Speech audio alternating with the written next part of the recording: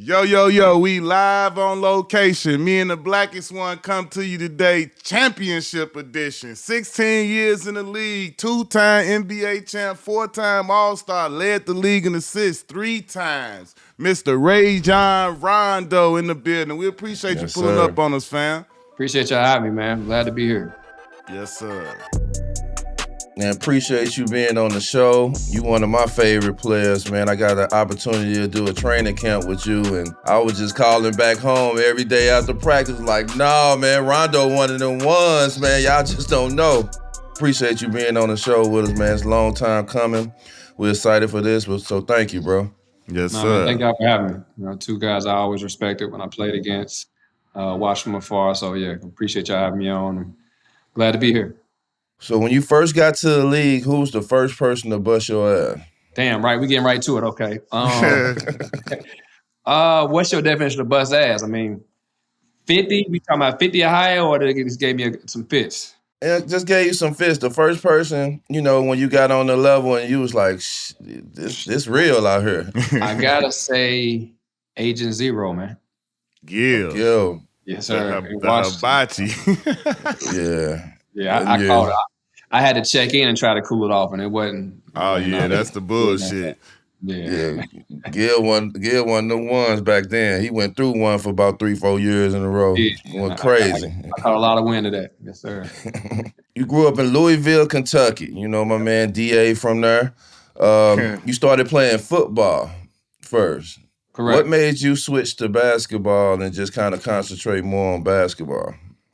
Well, I actually played baseball and football my first two loves. I started playing basketball because it was something to do in the neighborhood. My cousin Jermaine would just come always over and be like, yeah, come hoop with us or come play. But it really was my favorite love.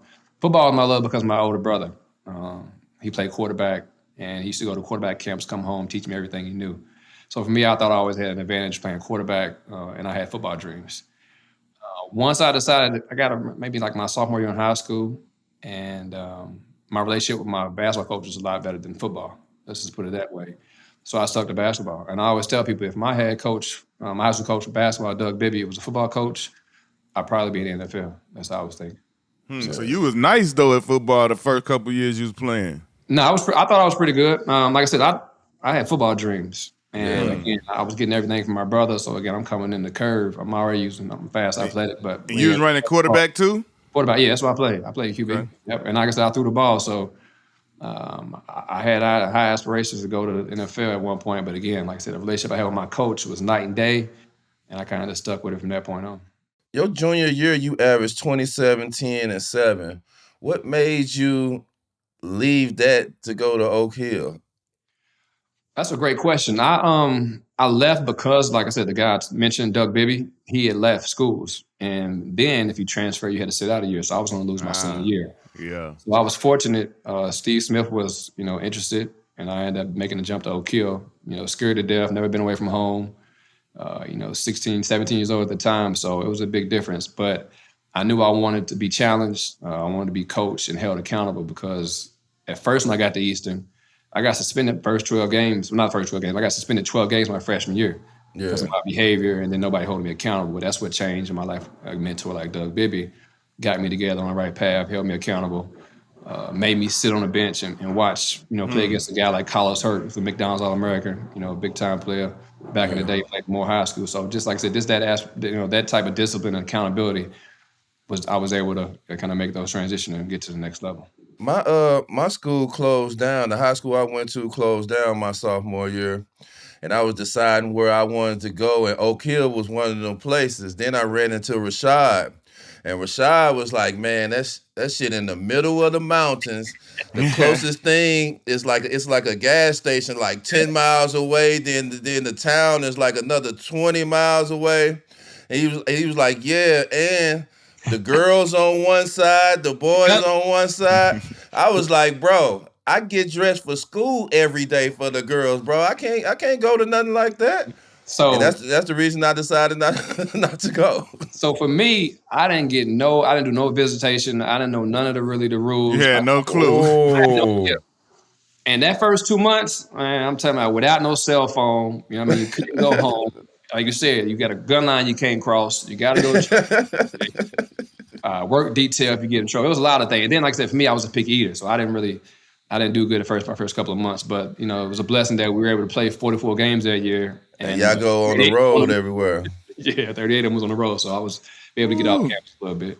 That was kind of like going to college before going to college for y'all guys, right? I'm telling you, it was the best place I could have a decision I could have made. Being able to handle school work versus being on the road playing the game, hostile environments. Like I said, I think we went to California, Philadelphia, Spain, we played teams from Russia.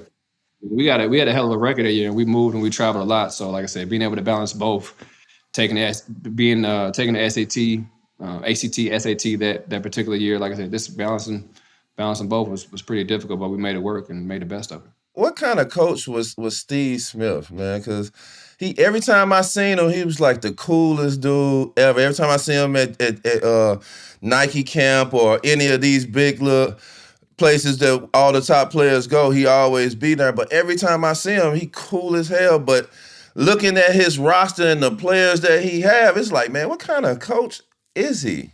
Man, he was a hell of a coach, man. He gave us all confidence. He challenged us when needed be. Like I said, we had maybe like about 6 or 7 tough games that year where it was, within 5 points. So he always found ways to challenge us and held us accountable. He was very transparent and down to earth, man. It's my guy. He texted me like 2 days ago. And Smooth was your teammate there, right? Is that where you first met him, or did y'all know each other before that? I have a clue who he was. That's when I first met him. And like I said, going to Oak Hill, I was ranked probably 700 in the country. Right. So I got to Oak Hill. Obviously, I was able to become a Mickey D's, but like I said, I was low totem pole. Like I said, I went to all the camps, seeing all the big time players. But for me to get that edge, or for me to get to where I can play at a high level every night at practice, starting with practice, I had to make that move to Oak Hill. And like I said, I met Josh Smith, Brian Johnson, Casey Rivers. So a lot of the guys that went on and had played high at D1 levels, Deshaun Wright went to Syracuse. So we had a hell of a squad. But again, being able to play against guys like that in practice every day only elevated me to be ready for the next level. Did that put the mentality in you? Because I know when I got to the Celtics, it was like you had a hit list that you were ready to get folks. Yeah. Did that put the mentality in you going to Oak Hill and getting the opportunity to play against the top point guards and the top 2 guards or whatever, that you wouldn't get the opportunity in Louisville when you playing? You never was even really running into them guys. But with Oak Hill, that's what you playing every single night. Every night. And then like I said, us going from being chasing people to being 100. So for me, having that challenge every night, expectations, going to Kentucky every night, expectations with, getting everyone's best shot, and then obviously translating to the league. Because when I was coming into the league again, my expectations weren't high. I was 21st pick, so I'm chasing the guys that's in front of me on the boards. Like, let me match up with him. Let me go to this workout. Let me circle back here. So that was just kind of. And they not letting you work out against them. Not in that area. People was running when we was coming through. I got the same treatment. I don't want none of that. They was like, nah, he not going to work out against him. Like, it ain't happening. I'm trying to pop up on a late hour. Like, hey, I'm here before we do it. I said, the love to compete. I'm a competitive person. I love to compete in everything I do. So this having that edge in sports life, and it's just part of it. How was it when you found out that you was gonna be a McDonald's All-American? Like you said, after leaving Louisville, you not even top 700, but then you complete a dope season there and you get rewarded with, that's the biggest accolade for us in high school to get to go to the McDonald's game. At that point, how did that feel? It was humbling because of, the work that I put in. Like I said, being on the hill, it's nothing to do but, eat, sleep, and play basketball. On the hill, man. So we had the opportunity, like I said, to get in the gym, stay in the gym. And for me, again, going against Josh Smith every day is 6'8", the most athletic guy I've ever played against in my life, the Brian Johnsons, being able to work out and play with those guys, play ones, competing, sprinting, as long as a suicide, we compete in everything we did. So it's like just having that type of edge and mentality daily. The work that I put in, it was very humbling and satisfying and gratifying to the fact that I was able to become, with the top 24 within, 7-8 months. Your McDonald's game was one of the best McDonald's games because y'all was stacked in that joint. How was that to just see JR, Dwight, Sebastian, Josh, they going league? You know what I'm saying? You got about 5 players going league. Then you got, you know what I'm saying? Then we had like 14. And the crazy thing is, again, for me, it's like, man, I'm behind. Yeah. I'm a McDonald's, but that ain't it. I got 10 other guys to my left and right that's going to the league. So you do. So it was like, so when I went to college, I didn't have fun going to college. I went to college, I was on the same mindset. I'm behind, I got to get to the league. I'll go to Atlanta. Josh take me to the Magic. he got 3,000-4,000 to give me on, at his leisure just to blow. And I'm like, Right. man, this is my whole check for school. Money. I'm putting You this say this for the year. I'm getting the whole semester with this. So for me, it's Straight like up. I'm behind. So I was always just playing catch up in my mind as far as just going to the gym. I didn't party in college. Like I said, guys go out, I'm going to the gym across the street. Obviously, like I said, having that luxury of the gym being right there, having that access, I always took advantage of it. And then I said I had goals to accomplish, so I never really was complacent, or I didn't really enjoy my college life at that particular time. How did it feel to break Louisville heart and choose Kentucky over Louisville? I don't feel that way, D, because I'm telling you. So for me, I didn't grow up a Louisville or Kentucky fan. You know what I mean? Like I was a kid. I was outside in the streets having fun, being a kid. We didn't really watch a lot of TV, didn't have cable, none of that. So we was just outside. So for me to make that decision, it wasn't a big deal. Like I said, I never was a fan of anyone. And then when I went away to Oak Hill, I knew I didn't want to be too far from home because that was a tough transition for me, but I knew I didn't want to be directly at home. Yeah. And shout out to my boy, Larry O'Bannon. I call a lot of guys that was from the city that played under Pitino that was from Louisville. And at that particular time, he was just saying how, Pitino don't do well with the local kids. You know what I mean? Like I said, because we couldn't really leave the streets, but the guys that we hung with, and then on top of being at campus. So it was a hard separation, pretty much particularly hard on the local kids. So I was like, me and my situation with coaches, I'm going to try to go left with Tubby, which, I ended up getting there. It wasn't the best either, but I got there. And What sold you on Kentucky? Because I know I visit Kentucky. I think Q visit Kentucky. Tubby when they was show coach you too. that campus and they show you all that, the dorm room, boy got Gatorade slushies and stuff. I'm like, damn. No visits. One thing I regret. I didn't go on any of my college visits at OQ.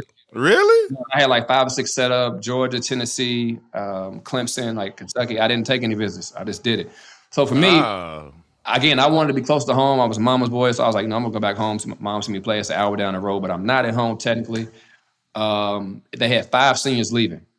And then we had, I think, 3 McDonald's coming in. It was me, Joe Crawford, and Randolph Morris coming in. And then also Big Dolph. New York, Bradley. So we had a hell of a squad coming in. So I was like, shit, I can come in and play right away. Let's get it. Didn't know the coaching staff was going to be that, but going into it, I thought that we had a hell of a shot to be something special as a freshman class. What was it about Tubby that didn't work? That didn't just get to where you wanted it to get to? I just think the style of play.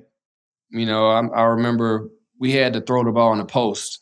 You know what I mean? It's like we got the McDonald players, because Randolph had left the second year. So, obviously he was that man, whatever we played through the high post, and the game is different than it was back then. But we had to slow the ball down. And for me, that doesn't help my game. You know what I mean? So I was a pace push guy and be able to get out transition. So for us, we had to, me, Ramel Bradley, Joe Crawford, we had to wait for people to come down. Slow the ball down, what we doing? Like, what am I here for? Yeah. That kind of was my struggle. And I think that's obviously when my stock plummeted in a sense. But I was able to play for the USA team and crack. Danny Ainge told me, he saw me play at Oak Hill my senior year when I played. He was coming to see Josh Smith. And I went crazy on, I think, Sergio Rodriguez. I had 55 and 17. And Danny was like, that's the moment I saw you, and I kept my eye on you from that moment on. So I was like, okay, cool. He was like, I know you can play, but when I was at Kentucky, I didn't really have the freedom to, for my game to blossom as I thought it should have at the particular time. So people don't understand that college be locking people up a little bit, boy. It's good to coach believe in you. And like I said, I got benched that year. It was just, it was difficult. But again, I had the right people in my corner that kept me in the right direction. Because I was nowadays, I probably would have transferred. How easy you could switch up. Man, you definitely would have. You definitely would. It ain't even got to be no real situation. If somebody say something wrong to him, I'm out of here. They tripping with me. Like, how much I give me? Okay, cool. All right, let me get that. That's why I tell these kids, I know you grow up loving the team, but go to somewhere that complements your game if that's what you wanted to do. Because that's what my cousin told me when I came out. That's why I chased Omar, because I knew St. John was a running team. I know that's what my game does. Instead of choosing a team that I just love or I grew up liking that don't even play the way I play. Right. So I try to tell these kids now, I know you love that team, but just go to a team that kind of complements what you do. Facts. Instead of just choosing something. And then looking back on it, like I said, I'm always take Elo's advice, but like I said, that Louisville team, the style that Pitino played, it might have fit my system, and my situation better. Yeah. Taekwondo, Flacco, Yeah, Larry they was Manning. up and down. Yeah. They was firing. So, Yeah. like I said, but I think I made the right decision. I got to where I wanted to be in the story.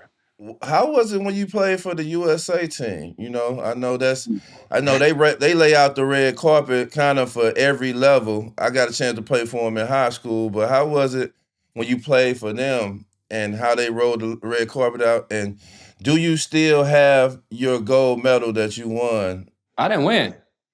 I thought y'all won the gold medal. I left. You left? I left in Greece. Yeah. It just wasn't working out with me and Coach K. Coach K, man. We did. Word. He was the coach. K. Yeah, I left. It was a younger team. Like I said, we had a hell of a time. We was bumping. It was the 21 and under. It wasn't the actual USA team. Yeah, no, it was definitely the FIBA 21. I didn't.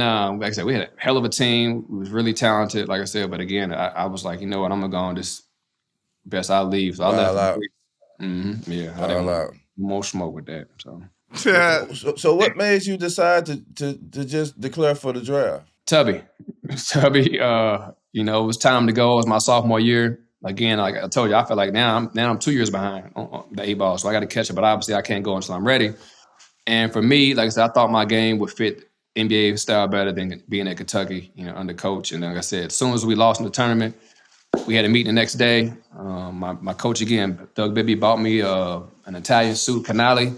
I went and had a press conference, and I said I took off to Chicago, left school, and like I said, just put everything all I had into trying to make it to the game and make it work. Was they still doing movie Bible? Did you go to Chicago and or was they doing this combine thing that they doing now? Was it movie? No, it was Grover had the spot. Grover had the chip. Spot. Okay. It was off on Randolph. Mm-hmm. Okay. Hoops. Okay. Still over at first year. Still hoops. Then we went to was it WIC or UIC? UIC. Yeah. Over there, yeah. UIC. You started working out over there. Yeah. Yeah, Moody Bible was a little bit before that. Yes, before me. Yeah. So how many workouts did you go on that you had to do when you And I did like 18. See, he was like me and you were like, he was just the golden child right here. All he did was went in, have a little steak dinner, sit down, talk with people. They ask him questions. We over here flying coast to coast, left to right, up and down. Somebody trying to call you back again. You like, God damn, and you gotta go. I'm working. I'm trying to get it. I'm trying to figure out who's what. Oh, y'all want me? Let's get it. I don't mind showcasing. So I was over all around the world trying to get to it. Did you go to the draft when you got drafted, or where were you? I was at the crib. I didn't want to be in that room for 3 hours. Hey. Not knowing. So like I said, if you're there, we'll take you. All right. So I was at the crib, and that felt like forever. I had like a little draft party at the down here in the city in Louisville. So family and friends just showed up. That's dope. I tell people like I was only in Boston for 2 months. But just being in Boston, it's like the air is different when you walk in the practice facility. It's just like it's a different feel. You see them old school banners up and all that stuff. Right. When you got drafted, then you got traded to Boston draft night. How was it when you first walked in Boston and kind of got your look at the organization and the feeling of just being around there, even though y'all wasn't winning the way you was when you first got in? We lost 18 straight. Yeah, I know that, but I'm just saying, like, but the aura and the energy, it was okay. Like I said, coming from Kentucky, then in that particular organization that year, like I said, there was great people around, but the team we weren't even trying to win that year. So for me, it was tough to understand. Like, damn, like this the league, like, right.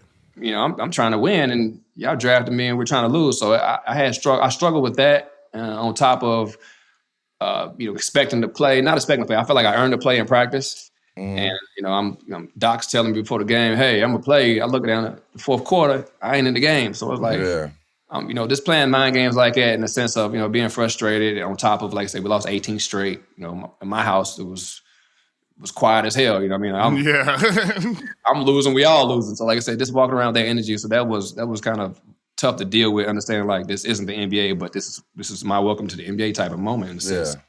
But being able to persevere, had the right people around me, like I said, stuck through it, and my people's always said, man, cream rise to the top. And then a year later, being one of the youngest to start point guards and win the championship. So that's kind of how it unfolded for me in my little story. So How was your summer when you heard, all right, y'all got KG, all right, y'all got Ray Allen, like how everything was unfolding? You come off a year where it's a bad year, y'all was one of the worst teams, and then you just see your team just go from worst, basically to first. And on paper, right? the expectation of y'all is championship or Or bust. nothing. You know what I'm saying? So how was your summer of that, seeing that? See, for me, I was already motivated by not playing the previous year. You know what I mean? So it was like I was already trying to get to it. And then once I got those type of pieces around me, again, I'm hearing the chatter. Oh, they can't win with a young point guard. Oh, he can't do this. He can't do that. And I'm like, okay, cool. So that was just more motivation to keep it going and keep figuring out a way to get W's. So I've always been driven by doubt. People that always thought I couldn't do something. So I love to prove people wrong. I love to prove myself what I can do. I love to set high expectations and goals for myself and to try to accomplish them. And not knowing I was gonna get the shit done or we won't get it done right away. At 20, 21 years old. Hey, at any point when you hearing, like, because you know how it is, we all know how it is, like you hearing, like he say KG coming, Ray, was you like at any point like, hell, am I in this? Was you checking with your agent to make sure you was going to be staying put? I was supposed to be I was in the trade. So I remember I'm at the crib at my mom's house. Yeah. In the summertime, and my name is on the screen. In Minnesota trade, it's like 7 of us. I'm like, shit, me, I'm in my mind. But listen, in my mind, this is what I want. I'm sick of being here. They're not playing me. Man, they drafted me, man. I'm off. So I'm like, man, let me get somewhere I can get going. So I'm thinking I wanted this, but then I see my name on the screen. A couple hours later, Danny Ainge called me like, hey, you're not going nowhere. Like, okay, cool. It is what it is. So now the other guys had left. So I was like, okay, cool. Now's my opportunity. I got to get to it because I need to get this starting job. Yeah, I had to ask because we all know how it is. Whenever it's seismic deals like that with a KG, you already know about who else in it. Like it ain't just gonna be just one or two. 7 at the time. Yeah, that was the most all time at that point. Right. I remember that shit. Yeah, sir. And I was in it at first. Tell us about that. Once y'all got them guys, I always used to hear about that month or two of training camp and all that. How intense the practice, how live the practice was of y'all getting together and y'all playing. Tell us about that. And y'all went overseas, I think, for preseason and so forth. I think that's the most instrumental thing that happened for us that year. We came in early for training camp in Boston. Like I said, guys like, man, fuck everything else. What you doing? Let's come in and sacrifice a couple weeks early so we can figure out get our chemistry camaraderie together. So we did that on top of going to Rome, where we don't have people that speak English. So we had to pretty much kind of tend to each other, stay in the hotel room, try different foods that we don't normally do. We had a lot of fun with that, getting more chemistry and camaraderie. And then we gelled. I mean, from day one, like I said, everybody had their own things, their own ways between Ray and Kevin, how they got ready for the game. There's certain things that we had to get accustomed to, but we got all that out the way overseas. Every day, like I said, we was together. We went to every dinner, we were together. We had team events. Doc did a hell of a job with that aspect of it. We had practice. So we obviously spend more time with each other than our families. So we gel quickly. Like I said, we got different age groups. Like I said, we got the younger guys, 22, 23 and younger. Then we got the OGs, all the guys, the Sams, the KGs, and the big three. So, but it never really, we still hung together. Like, we might go to the club. They might be in one section, we in another. But like I said, we still was a team, and we all was all together. Like I said, they never really let us pay for anything. We go to dinner. The big homies got the tab. So just teaching us the rope, going to their universities. That's why I say it all the time. Like I said, I went to some of the best universities in the game. I went to KG University, P, Ray. I soaked it up. Shaq. I got a lot of vets that, like I said, I was able to get game from and just put it and apply it to now when I got older to pour it into the Anthony Davises, DeMarcus Cousins, like those young guys, what I got from them. So just paying the game forward. Is it true that Big Baby pulled up in the bike overseas? He was late for the team meeting, team dinner? Yes. Yeah. Baby has some interesting things going on overseas. Funny guy, like I said, he a rookie too now. This is I know he was telling us this story on here, and he was telling us that how he was late, he couldn't get a cab or a taxi. Then he seen these kids, he done hopped on the bike, put them on the handlebars, and then rode to where y'all was eating at, and everybody looking at him walking in. Hey, he found a way, but yeah, he was calm. He was a character, and like I said, they challenged him different ways. I remember he had to eat raw octopus, for some money over there. Like I said, they made it fun for us, and like I said, I know that played a big part in how we had so much earlier success. Tell us about just getting into this championship season, like, because you're a young guy, but you're playing with 4 veterans. You're starting with 4 veterans, and with that, you got to learn how to say no. Correct. You know what I'm saying? And not really care about Ray feelings at the time or Paul feelings at the time or Ticket feelings at the time. And somebody as a fan of all these guys, sometimes that'd be the hardest thing is to get in that mode, and that teaches you leadership of what you have. So how was that transition to be like, no, I'm gonna come back to you. Let me get him going, and For me, I tell you, I didn't watch TV growing up. So for me, when I got them boys, them young men, grown men, I wasn't a fan of nobody. Okay. So it was just, damn, you're really good at what you do in this position. You're great at this craft. So let me master and figure out how to make you guys' job a lot easier and put it all together. So for me, it was never in awe of any of them. What I loved and appreciated was their work ethic, how they came in and dedicated to their craft, and why they were and why they are first ballot Hall of Famers. So for me, it's more of a thank you. Let me see how you work and give me this game, and I'm gonna show you what I'm worth. By displaying how hard I play, how I can manipulate the game, and like I said, make your job a lot easier. So for me, I took pride in, P, shot 42% from the field the year before. Let's try to get him to 47. And I can do that with a couple easy layups in transition. Okay, Ray shot, 36% of his shots are contested. How can I get him to shoot 42% of his shots uncontested? Now his 3-point percentage goes higher. So it's like this. I was trying to manipulate and find ways to make the game easier for that. The KG louder we kind of got together. So just being able to make that type easier. Every time we make a certain read or a feel, that's what I pride myself on, was to make those guys' job easier. And like I said, hopefully they'll understand and respect what I do for them and appreciate it. Talk to me about how much Sam Cassell helped you when he came to the team, and how much because I don't think he gets his just due for his impact on constantly, from John Wall to all of the players he's still impacting over there on the bench, and the way he's able to relate to the actual player and then bring the best out of him. Talk about Sam Cassell. Man, he's so vital in our game, and I think at times the league has tried to get guys like that out the game, and it makes no sense whether you got to pay him a vet minimum or a couple million. Like I said, it's about giving back, and he's one of the greats that's always done it. For me, when Sam first came in, I got my guard up, right, I'm trying to take my spot. I thought y'all said I was okay. Bet, you know what? Let's get it. So when I came in, I was on that, let's get it at practice, but. Sam, if you know, obviously he's so chill, laid back. Exactly. Look, young fella. I don't even want to play. Help you out. So when he got that, I let my guard down a lot. And then, like I said, as a mentor and as a big brother, at times Doc, there's no secret, he pissed me off. I was frustrated with Doc a lot of times, and Sam was that guy, that bridge gap, along with T. Lou years later. Those are the guys that kind of help mend that relationship, understand, okay, this is what he's thinking, versus, and then they're telling them this is how I'm thinking. So it helps the relationship a lot. And like I said, he was vital and pivotal for those couple years that I was able to play with him.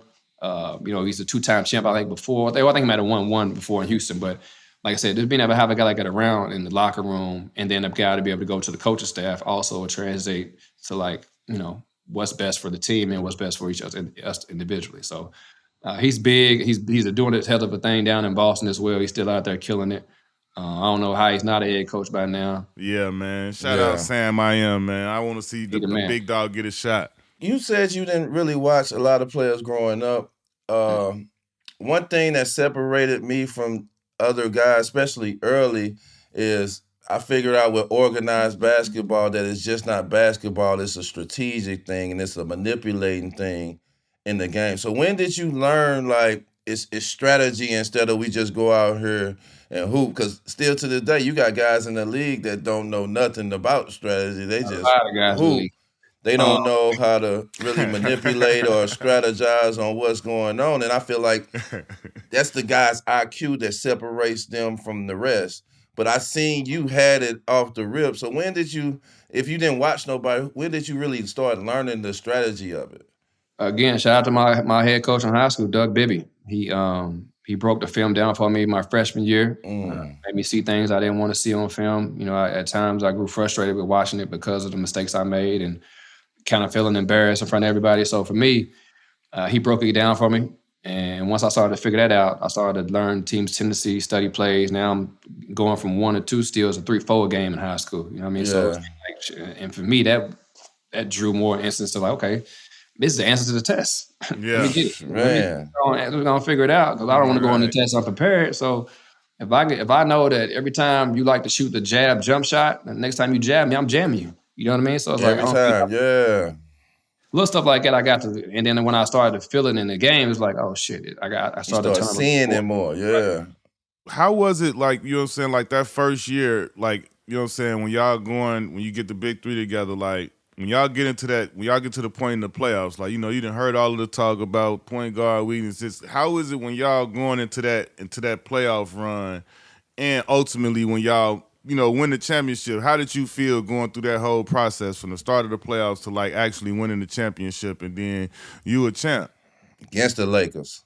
Exactly, against Kobe. Right. And we ain't won, I think, since I was born. I think the last time they won was like 86. So I'm like, I don't even understand the gist of the rivalry, but hey, here we are. Yeah, and like I know how the whole franchise and the greats came down. Just talk to me about that impact. It was an unbelievable ride for me, being at 21 years old, with expectations. But like I said, going into that season, Doc preached to us all year. You know what I mean? It's just certain step-stones that we have to take, certain obstacles and mountains that we have to climb to get to the ultimate goal.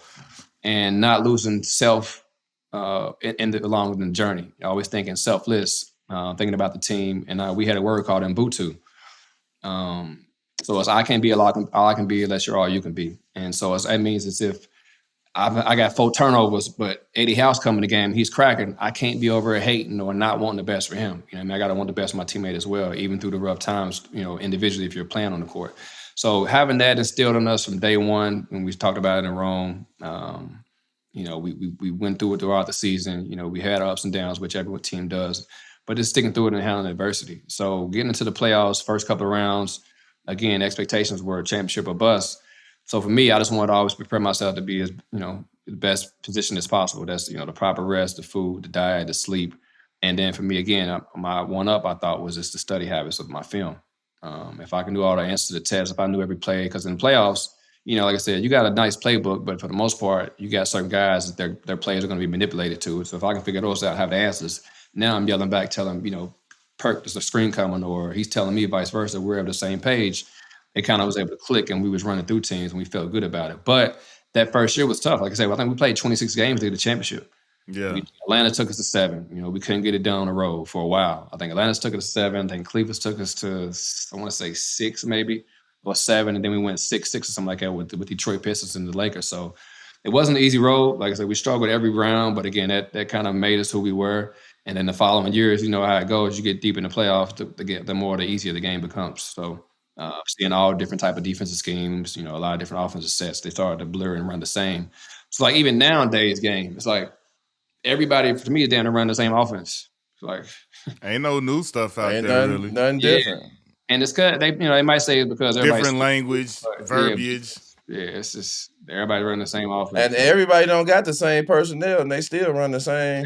They run the same offense. Something different, I think Memphis right now, they're running a little bit less pick and rolls and some other things, but for the most part. It looked like early offense. That's all it looked like. This early offense, that's all they run. No other plays. Ain't no secondary. This is early. None of that shit. Like, they don't even change the defensive schemes. Like, defense schemes don't even change. Like, it's the same thing.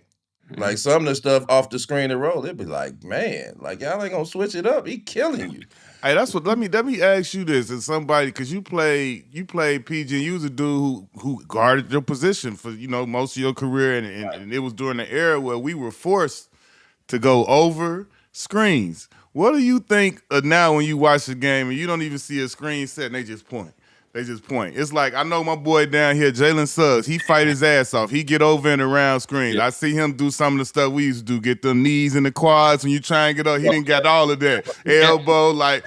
So what do you think when you look at it? And I'm talking about not just like forget about the first 3 quarters. I'm talking about it be in a big moment in the game, and they trying to switch you onto this dude so he get the advantage, and they just run on up and just point and switch.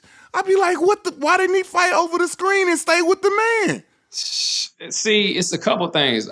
It depends, obviously, on personnel. Obviously, the game is stretched a lot further than kind of when we was playing, and 3 is 10 times 100 more. Like I said, in the 2 years, we'll probably be averaging, teams will be averaging 53s a game. Man. So it's already up there. But I think it's because of the defense and guys, it's, like I said, depending on the matchups one-on-one. They got different schemes. They call Oklahoma now where you do switch and then you run and fire, try to get the ball out of the guy's hand for the double. Guys are slipping a lot of goal screens. I don't think the communication is, well, I wouldn't say I don't think. I've only, I haven't been around every team, but I would just say that the understanding of how to play the pick and roll isn't as good as it used to be. And then, like I said, it's easier, I think, to switch and then try to figure out the matchup from that point on. Yeah, I be looking at it like I don't even see the coaches asking them to do that no more. That's what be crazy to me. We used to get benched, get taken out the game. Like you didn't go, you switched. And then like now it's just like you say, that's just the new school. Yeah. Yeah, back to that championship team. Just talk about the keys of everything. I know it's the big 3. It was you.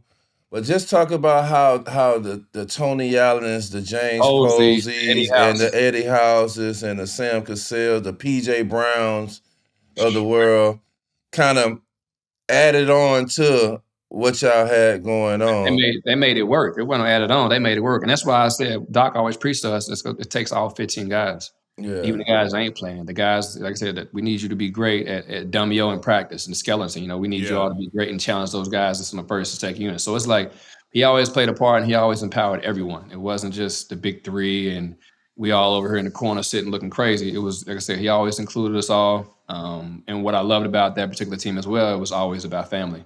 Yeah. When we went to LA, they chartered a jet for our whole family, took them out there. So it was like that. It was a Class A organization.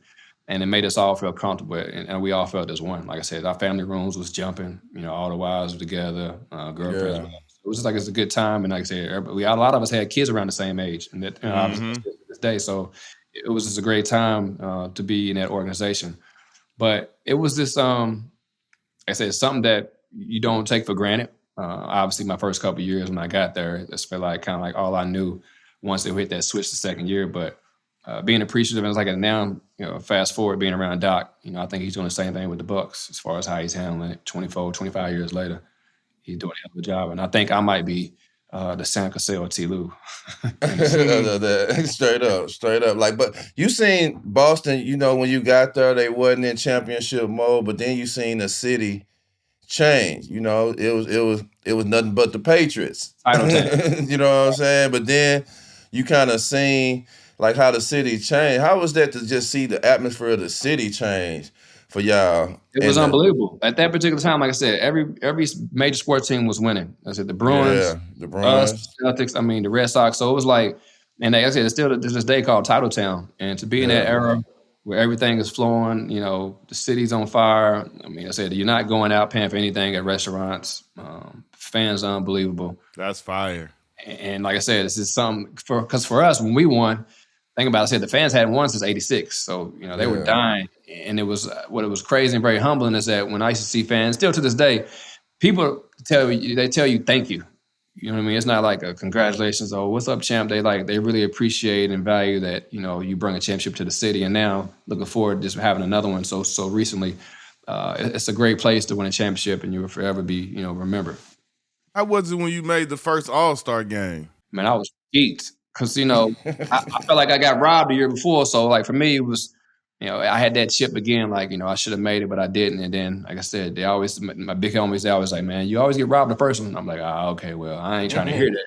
But, okay, cool. So, when I did finally make it, and then being able to make it with, the big 3, again, they walked me through it. Being on the KG University, a couple times I didn't show up to a couple of them events you had to do, get fined from the league. But other than that, like I said, it was a great moment. Like I said, for the family to come in. That's the first time I actually had to order some jets because it was a snowstorm, and my mama couldn't get out. So I'm like, damn, I'm flying private the first time, and I ain't even on it.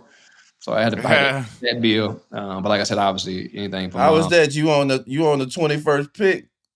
contract, and you gotta rent that And jet. All-Star check is gone now. The All-Star check gone. Gone. I gotta do some more signings. You know what I mean? I gotta do some more signings. Give me a couple Straight card up. deals over here real quick. Right. A couple more appearances at All-Star. Stop getting, so that was a dope moment. Like I said, for me and my family, what I worked so hard for is one of those individual accomplishments that you try to attain. And I was able to check that off the list. Well, take us in the process of what you're thinking and what you seeing when you first walk in that locker room. I know you got 3 teammates in there, but now you see D Wade jersey, you see LeBron jersey. You amongst the 24 that's the best in the league, and now you see your family name on the back of a jersey hanging up in the locker. Mama made it. Like she supposed to be here. Yeah.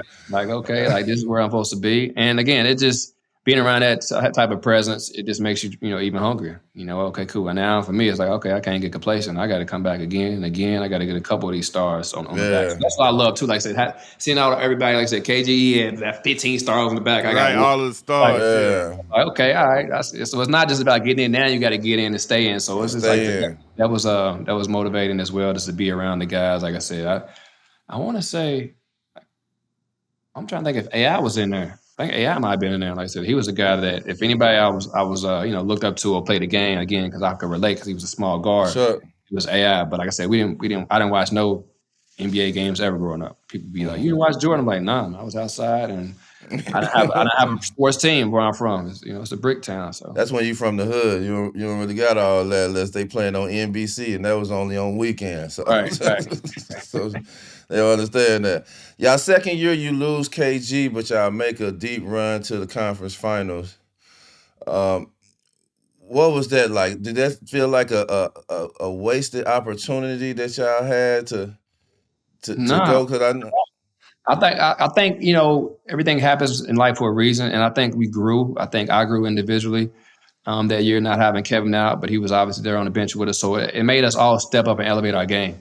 Mm-hmm. And then for me, being able to find ways to make Scalabrine, the man, being able to play pick and pop with Scal, he was doing ghost screens before ghost screens he was having. So just having that type of synergy and finding, okay, cool, how can I master and make him, import him or the big baby, big babies or Leon Poe. So it's like the other guys, like I said, next man up mentality. We had to step up. And again, nobody was at KG, but if we can all do KG-like things and have that type of synergy on the court, the energy, being the first to help your teammate up, when he goes down, always talking defensively. So we can all take a little part of what he does for our team, and we all bring it together. We were trying to do it best we could. And then we just ran into, I think, Orlando.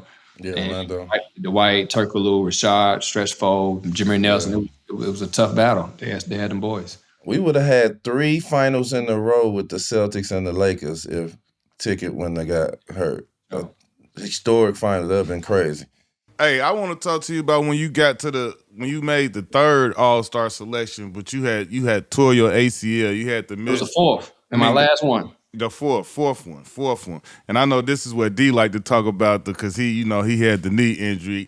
Just talk about like how tough that is to do all that you need to do to get back from that knee injury. And then how tough it is that you missing, like you say, you was trying to get all your stars up there, and this is one that you actually earned and you gotta miss it due to injury. How does that feel? And that was heartbreaking. And I think I might have told the story before, but for me, I was having such a good time in my summer times. That particular year, I kept talking about the summer. I kept talking about, 4-5 months from now. And I think I wished time away, and the man above made me realize, okay, sit your ass down with this ACL, and now you get your summer on top of my first time being a starter. So that really fucked me up, man. I mean, I'm like, man, I'm going to go to, I think it was Houston. I go to Houston. I'm a starter now, and the fans voted me in. So it's my first time. I'm ready to go crack. Then the ACL injury happened. So that was the most humbling probably thing of my career. I go to have the surgery procedure. So I didn't want to let Boston do it because I don't want to use a cadaver method. So I went and got down to Dr. James Andrews down in Pensacola, Florida. Team didn't want me to do that. I was like, man, fuck it. This is my body. I'm going to do what's best for me. I'm going to shoot to Florida, Dr. Andrews. Did my research. I went to about 6-7 doctors. And then for me in Boston, it was cold as hell. So I don't want to do my rehab trying to get through crutches on ice, the brick of ice outside. So I went to Pensacola, Florida. Spent like 5-6 months down there, try to rehab, go through it. Like I said, I'm going through it. I'm isolated. I got my family. I'm isolated. You know, I'm playing mind games with myself. Do I even want to play this game anymore? I'm calling my financial guy. I'm like, man, I got enough money to chill. And they're like, nah. I said, all right, fuck it. Let me go back to work and figure it out. So, you know, like I said, I had to go on mine. And for me, it was the toughest time in my career because coming back at the point guard position, man, I had a big ass knee brace on my knee coming back. Yeah, I remember that. 15 months. So I'm like, to be a big is one thing with a knee brace on, but to be a guard trying to get through a pick or being isolated up top, you know what I mean? Like, and for me, how I would think, I got a guard in front of me with this big ass brace, I'm at him. So just having to get over that obstacle and hurdle. And then also it was, you know, it's like, I forgot what percentage it is. Like when you tear one ACL, you're susceptible to tear the other one. So that's playing in the back of my mind. I'm like, damn, I don't even want to go through this again. Like it was tough. Learning how to walk, can't get up and use the bathroom by yourself. Like it was tough going through them first 16 mental mind game. And then you hear other people coming back in 6 months or 8 months. And I'm like, what's wrong with me? You know, it's like, so everybody's, you know, situation and recoveries are different. How did it feel when your peers started to recognize you? You know, you come in, everybody recognize KG and Paul and Ray, but the peers started to respect you. Not only do your peers respect you and respect your game and what you bring to the table, but then the fan base. Your jersey is selling like third in the world. Only Kobe and LeBron is selling more jerseys than you. You selling more jerseys than the guys that's on your team. That's a different accolade. Everybody wearing that number 9. You know what I'm saying? That was some of the best, obviously, memories and times of my life, and they still to this day, like I said, it's such a humbling, you know, thing to go through in life. Like I said, even like doing a podcast with all the OGs and how they feel. Like we're able to tell each other how we feel now in the sense of not definitely do, because I wouldn't have told you shit when we were playing. That's how we grew up. That's the cloth we grew up under. So yeah, just hearing that, like I said, guys welcoming and telling me how, you know, the true feelings about the game and how they appreciate it and respect for it. So to this day, like I said, that's the most humbling thing that you can get in the game of sports. And people always ask, like, what, you know, do you care about it? I'm like, I don't, you know, the Hall of Fame is what it is, but it's not about that for me. It's about being able to take care of my family first, you know, not having my mom work. And then, like I said, having the guys that you play the game with respect and be able to pick up the phone and talk to and call and share those stories. Because, like I said, that's what it's about, the brotherhood and having that respect from your peers is no greater feeling. This is a 2-part question. Like, I feel like this guy don't get the respect he deserves and how good he was. And I'm talking about Boogie Cousins. He's one of my favorite players. I felt that if y'all would have got a chance to be in the playoffs when y'all was in New Orleans, y'all would have beat Golden State, and it would have been a problem because how him and AD was playing with each other, 30s a night, and you with 20 assists. It's just a bad combination, but Boogie wound up getting hurt. Tell us how good Boogie... The same way. So it's crazy. The first time he started as an All-Star was that year. His fourth time being an All-Star towards Achilles out. Same. So I feel like the man above don't do nothing, you know, coincidental. But yeah, it was my same path. You know what I mean? So it was just, I feel like I was like, man, this is his way of telling you something. Like you got to listen to the big picture, understand what's going on here.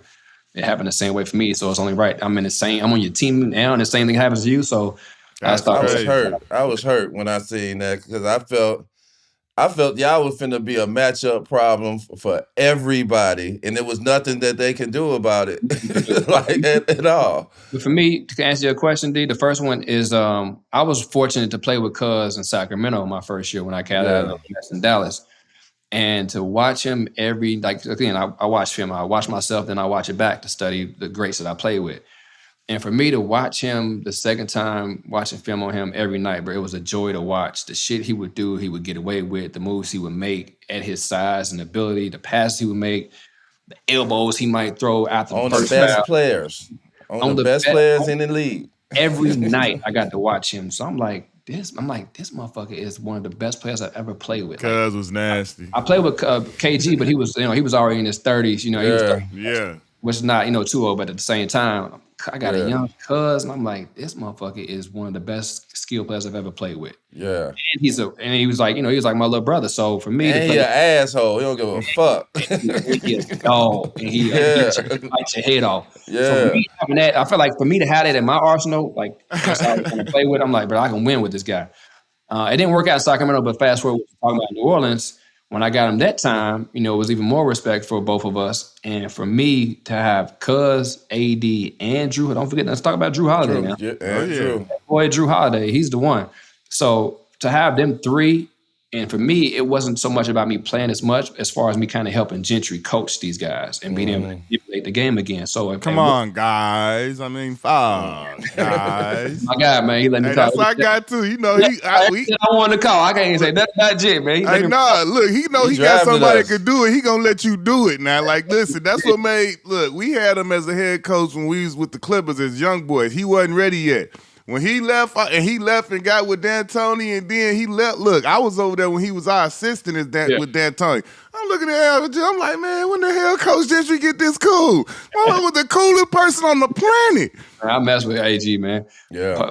But back to finish that question, at first, like I said, Cuz and AD were both trying to score 50. Yeah. And I'm like, Cuz, hold on now. Look, you can go get 20, 10, and 10.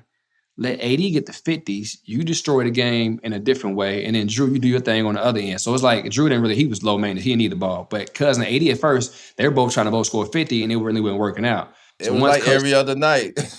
Yeah, but we weren't really winning consistently. But I'm like, okay, Cuz, now let's approach the game differently. You have to get 25, 15 and 10 versus trying to get 50. He get 50. Then both the synergy's off in the locker room. So once he took that roll back, that's when I think he rolled off about 3 or 4 triple doubles in a row, and then boom, he tears his ACL. He tears his Achilles. So he was really figuring out how to master the game himself. Because again, I wasn't playing much that particular time when they all three were healthy. Because like I said, I needed the ball, he needed the ball, he needed the ball. So it didn't work out. And I was the least of the talent of everybody in a sense. Yeah. So they got the rock. And then once Cuz tore his ACL or Achilles, that's when Gentry was like, here go the keys. Now I got Nico. We went and got Nico Mirotic. I got AD, Darius Miller, E'Twaun Moore. So like I said, again, you get all these shooters around me.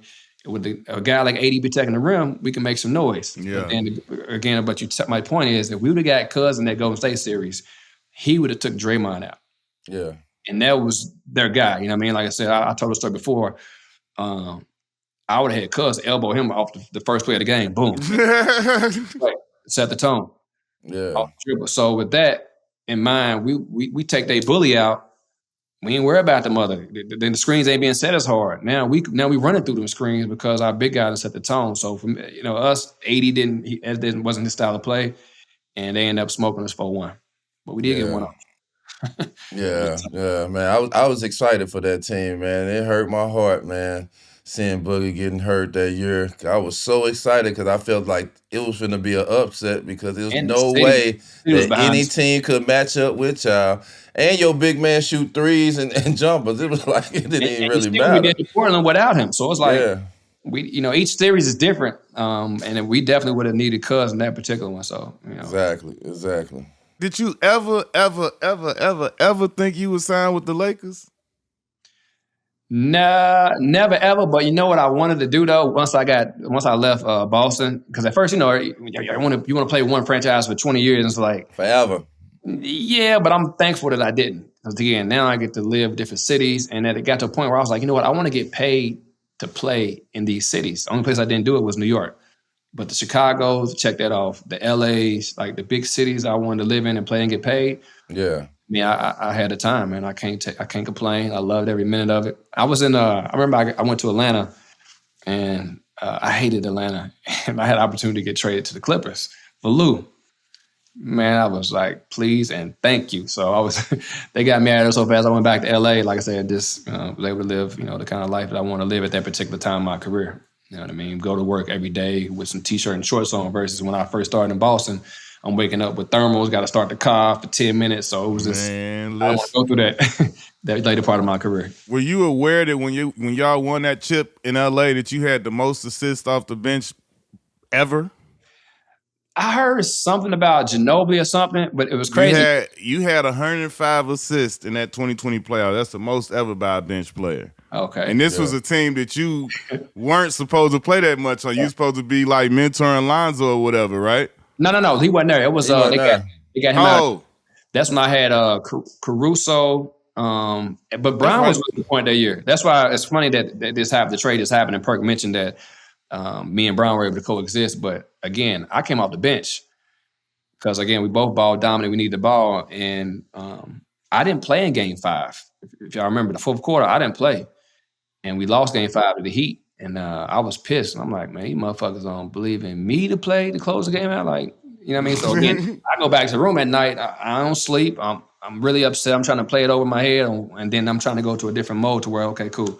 If I do get this opportunity, because these niggas gonna have to give it to me, I'm gonna make something work. And then I end up obviously having 19 in Game 6. But like I said, that was people forget. Like, nigga, I didn't play in the fourth quarter, and I felt a real big type of way because again, it was only me and Brown, I think, that been in the finals at that time.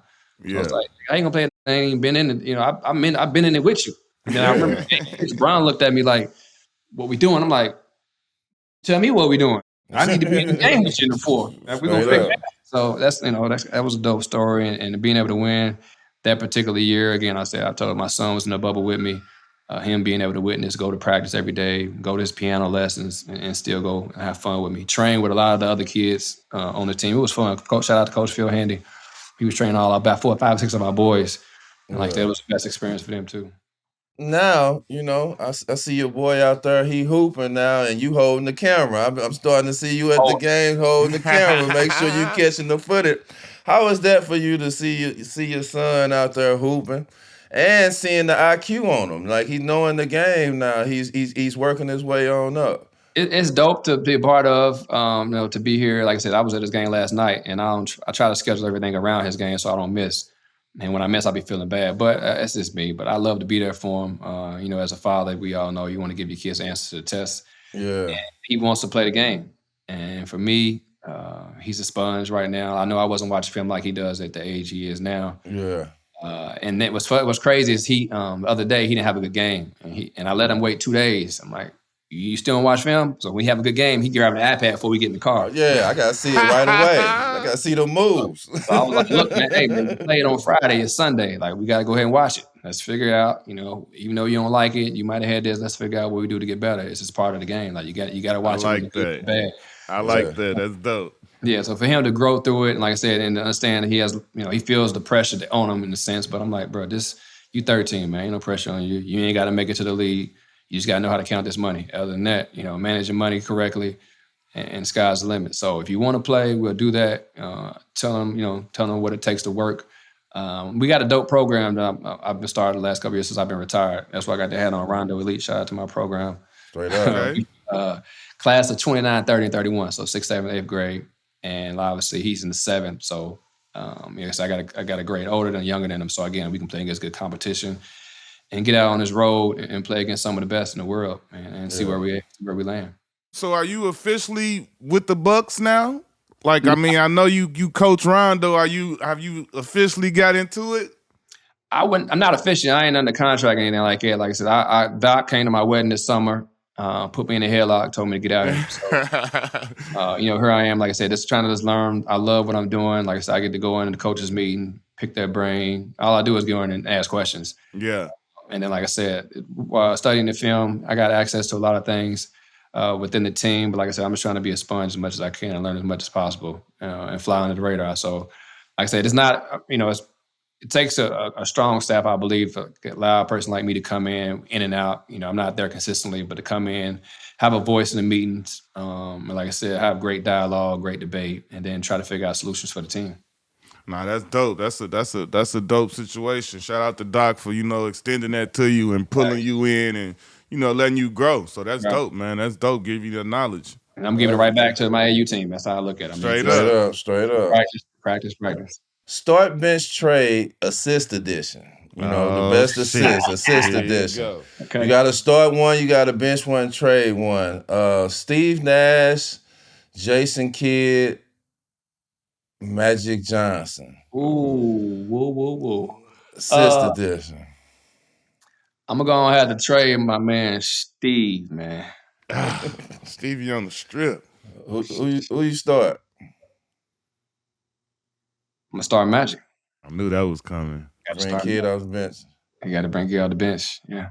Okay. Got to play both ends. Got to be able to play both ends. I got to. You got some choices to make on this one. Out of all the teammates you played with in the NBA, if you had to create a starting five with you at point guard, who is the other 4 players that you would create your ultimate 5 with? This is crazy. Man, you can't do me like that, man. This gonna be one of the best ones. I gotta hear this. What?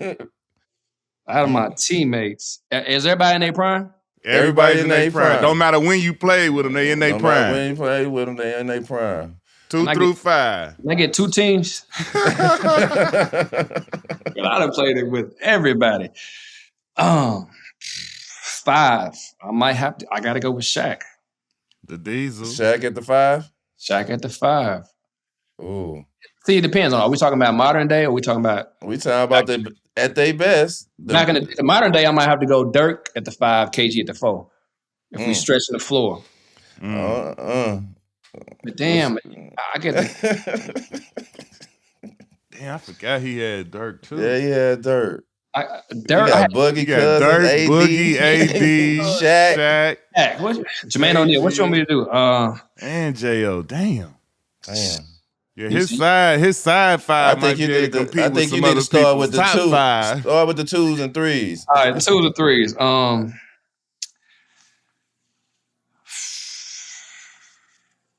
I mean, Drew Holiday might be my 2. Okay. Ooh, the lockdown. Drew Holiday, and Ray Allen. It depends on what I need. I can't. Brian and Paul Pierce at the 3. I'm gonna give you the small lineup. Let's go small lineup first. Okay. I'm gonna go my stretch. I'm gonna get 95 assists this game. I'm gonna go me, Ray Allen. Okay. Dirk at the 5, Kevin at the 4, and P at the 3. Okay. Big lineup. I'm gonna go me at the 1, Bron at the 2, Shaq at the 5. Damn, Dwight, my bad. Cuz at the 4, AD at the 3. Oh God. Yeah, that's it right there. I feel like I'm leaving still some people out, man. I mean, he might have the craziest group of like superstar teammates out of any one player we done had so far. Like I feel like I played with the whole league, damn near. And then that's crazy. Played with 20. And you had D Wade in Chicago, then.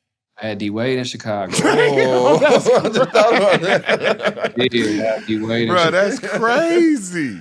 That is insane. We got to check the records. Ain't nobody had more superstars, Hall of Famers, and all that shit than him right now. We just got to listen to. Damn. You played in an era where they played hard at the All-Star game. They trying to figure out all these ways to get guys to play hard at All-Star game to the point where they done split it up to 4 teams. Right. I don't understand. What do you think about the current state of the All-Star game? Obviously, it's at an all-time low, I believe. I mean, I think some of the cities got to be better. Keep it a buck, man. Like, can't have the All-Star game in cold ass, Indianapolis in February. Like, straight up. Who's gonna pull up to that? Like, anybody really? People that doesn't have to be there don't want to be there. So it's like, why would I go to Indianapolis All-Star Weekend just to say I'm at All-Star Weekend? Yeah. So I mean, not to kill all these other cities, but it's like, why are we having it in Cleveland at this time of the year? It's like February needs to be somewhere warm, needs to be somewhere where celebrities, people want to go. Fun. You can be outside. You don't have to be tucked in a room somewhere with bundled up. It's All-Star Weekend. So for me, I think the climate, the place needs to change for one. And then the game aspect, I think it starts with the leaders, man. Like I said, I think I'm sure they're getting bread still now, but like I said, we was competing for the bread. We was competing to talk shit. I mean, and we competed. So. They getting too much bread. It's not that hard to get out there and just play. 200 ain't let 250 ain't that. No, I'm competing. I need to get it. I know how to have it. It's not that hard to play hard in the game. We about to bump. That's just what it should be. I think if people talk more shit, or people were more competitive versus everybody being cool, it would be a lot better. But now everybody doing the same thing. So Yeah. Got to ask you about this super trade that just happened. Your guy AD is in it. Your former team, the Lakers, in it. Just your thoughts on both teams. both I'm sides. saying Dallas too. Yeah. So what's your thoughts on just everything that's going on? Do you think it was a good trade? Do you think it was an even trade? Like, what's your thought? Obviously, I think it's the obvious. I think it was a bold ass trade. But I've been traded. God has been traded many times. It's part of the business, whether you see it coming or not. It could be an ego check for guys if saying, no, I thought I was untouchable or this, that, and the third, but it's just part of the game, and you got to move and adjust and adapt. Nobody's gonna feel sorry for anybody. We getting too much money for that type of nonsense. Whether you Nobody's untouchable. Yeah, nobody's untouchable, and I think both teams will benefit from it. I believe. I think AD and Kyrie pick and roll outside of De'Aaron Fox and the big killer Wemby. Yeah. Who's got a better dynamic pick and roll too? So they're gonna be dynamic and stick together. You get a guy like Kyrie that's motivated, guy like AD that's motivated. You mix that type of chemistry in with understanding, okay, what we just did to get to the conference finals or the finals, what we have to do to get over the hump. And obviously Nico made a judgment call to where he feels that if we get to the finals again, we're going to be able to get stops. And what better big in the league right now that has that availability than Anthony Davis? So for me, I don't think it's as bad a trade people think they're going to be. And with Luka LeBron dynamic, both were great minds. Both will figure it out. I don't see a problem with it being at all. Whether people say, and again, Luka's going to be motivated. People say I don't play defense, or people say he can't do this. He has a chip on his shoulder, I'm sure, even more so now to prove people wrong and prove a point. And if he wasn't motivated already, dropping 30, 10, and 10, whatever he's dropping, I'm sure now he's going to get to the money. And then obviously understand how to sacrifice with a guy like LeBron and vice versa. LeBron has to understand, and he does, I'm sure, the great of a player he's playing with, how he's going to make the game easier for him. Because when I played with LeBron in position, like I said, when we got there, I was able to use him as a pick and roll player and to get him the ball going downhill versus, put LeBron in the pocket like a Draymond Green. He's going to make, 9 times out of 9, he's gonna make the right decision in a sense. So he's a great player, and I think they're both, those guys will figure out. Both organizations will be fine.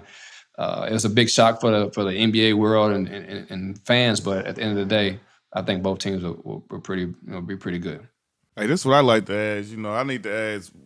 Like you said, you come from a humble area in Louisville. When you got that good pocketbook money, not you like got that 55. You talking about that 55? Like 55. Not the first one when you took care of mom. When you did that, I don't want to hear about everybody take care of moms, them, and this and that. I want to know what Rondo did for Rondo. When you first got that bag, you probably look back at it now like I was tripping, but like it felt damn good when you did. We all did something back then. You know what I did before I got the bag though? Because I won a championship first before I got the bag. Oh yeah, so you showed out right then. What you did? I went and dropped some bread on a Bentley. Me and Perk. On the rookie contract? I got the coupe and he got the spur. I was like, let's do some player shit. They ain't gonna leave us out. Straight off. Wait, was it straight off the showroom floor though? Went off man, duffel bag. Right there. So yeah, that was. What was that playoff money y'all got? Huh? Making that run. I ain't even got it, but it's on the way. Let me get that bonus. It's all gone. Yeah. Then I bought a crib in Boston. Like, at that time, again, how Luka just got traded out of nowhere. Like, I had just bought a crib and I was like, man, that's not really a good decision. I'm like, man, I'm going to be here, man. I felt good. Obviously, looking back, I'm thankful I did buy or whatever, but it was fun times. But I bought a crib and I bought that Bentley right away off the rip. Hey, before we get you out here, give me one of your favorite KG stories, man. Everybody got a crazy KG story. KG story. I mean, the shit that's coming out on the internet, the crazy when he spit up. Everybody, you see that one? We in the huddle. He drinks the water and he spits up. I was watching shit in my life. He did a Triple H joint, huh? When Triple H get on the side of the ring. We in the huddle. Doc about dropping the And so it's funny. It's on the internet. It's like you can see a couple guys behind the bench, like like they look at him, but ain't nobody gonna say nothing to him. You know what I mean? He's in his mode, and man. But he was water, and like I said, he ended up spitting up. I'm the furthest from the bench from him, so I'm like, who? Like I felt it, but I'm like, damn, it's wild. Like,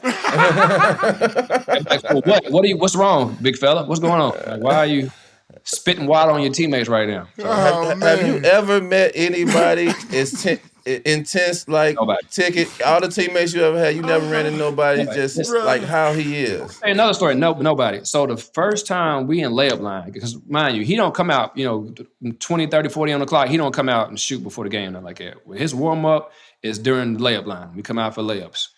So first time we in the layup line, boom, we run out, doing layup line. Next thing you know, he run past me, bumped the shit out of me. I'm like, the fuck? He won't even buzz, look at me, or say nothing. I'm like, what's wrong with this? But he, in his mind, like I said, he's getting game mode. He's locked in. I felt like he don't even feel me when he just bumped me. So I'm like, all right, okay, that's just who he is. So again, like I said, he got his rookie with him. He gonna make sure his rookie, if he don't run and get his ball, he gonna cuss his ass out.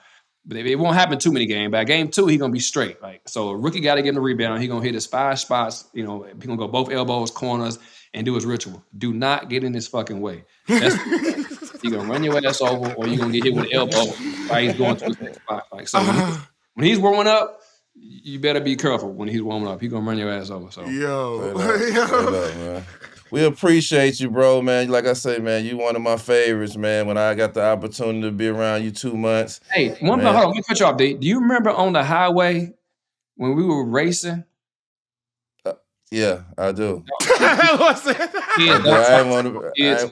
We're not condoning this, but listen, I remember you had an S65 and I had the S63. Yeah. Woke me up that damn highway. I said, oh, he got the big boy engine. Okay.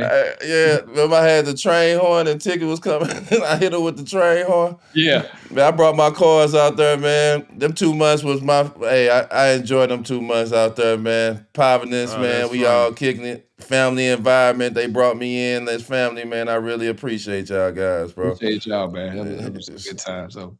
Yes, sir, man. We appreciate it. Rajon Rondo, ladies and gentlemen. Rajon Rondo. Champion Rajon Rondo. Yes, sir. Appreciate it.